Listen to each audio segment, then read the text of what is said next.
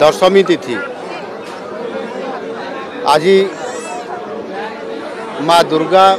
ए धराधाम को आसचंती एवं ये उड़ीसा को यशस्वी करने समस्त को शक्ति प्रदान करने अंधार आलोक को नापी समस्त को न्याय प्रदान करने एवं ओडिशा को यशस्वी करने समृद्ध ओडिशा करने यही अवसर रे मु माँ दुर्गा निकट में प्रार्थना करी माँ दुर्गा माँ दशभुजा निश्चित भाव रे आमर जो दशहरार अवसर रे ओडिशा को यशस्वी करने से आमको आशीर्वाद करंतु आम लोक मान को यशस्वी करंतु आउ सेथिपाई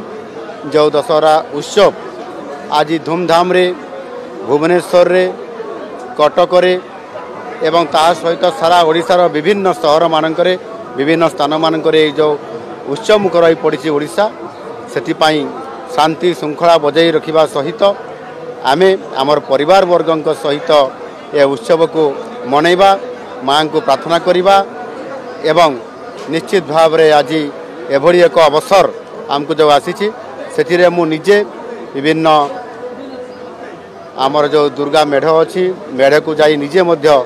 दर्शन करुछि माँ को मेढ़ को जाई एवं माँ को प्रार्थना करुछि।